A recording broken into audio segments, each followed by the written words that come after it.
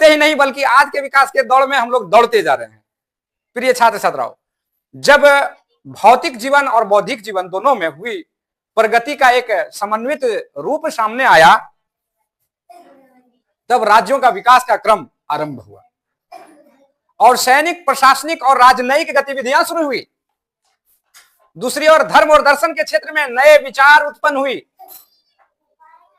बौद्ध और जैन धर्म के रूप में नई विचारधाराएं उत्पन्न हुई, जिसका प्रभाव भारत ही नहीं विदेशों पर भी पड़ा और बिहार का क्षेत्र भारत का सबसे महत्वपूर्ण क्षेत्र बना। विश्व के प्रथम गणराज्य की ओर भारत के पहले साम्राज्य की स्थापना बिहार में हुई। इसी तरह बौद्ध और जैन धर्म की उत्पत्ति का केंद्र भी बिहार ही था। विशेषकर अशोक महान की उपलब्धियां अगर देखी जाए तो उन्होंने पहली बार एक कल्याणकारी राज्य की स्थापना की।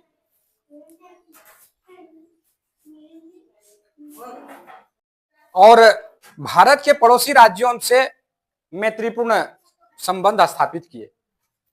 आगे चलकर इसी कारण भारत के सांस्कृतिक प्रभाव का विदेशों में विस्तार हुआ। विशाल साम्राज्य की स्थापना पर अब छोटे छोटे क्षेत्रीय राज्य भारत में स्थापित हुए, जिससे सांस्कृतिक आदान प्रदान की क्रियाएं हुई। इसी काल में दक्षिण भारत में भी सभ्यता के विकास के साक्ष्य हमें मिलते हैं। बौद्ध धर्म और उनके प्रभाव, कला और शिल्प के क्षेत्र में नई परंपराओं का विकास हुआ। बच्चों, उपर्युक्त बातों से आपको यह अनुमान हुआ होगा कि इतिहास का अध्ययन क्यों महत्वपूर्ण और उपयोगी है। आपने सुना कि मानव समाज के विकास का क्रम एक लंबे समय तक फैला है। इसमें उत्थान और पतन दोनों बारी बारी से प्रस्तुत हैं। इसके पीछे अनेक कारण होते हैं। इतिहास हमें उन कारणों का बोध कराता है और तभी हम अपने अतीत को जान पाते हैं।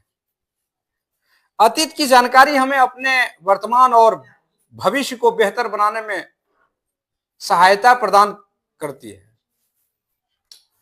यही कारण है कि इतिहास को समझना हमारे लिए आवश्यक है और अनिवार्य भी। बच्चों, आज मैं इसके बारे में आप लोगों को बताए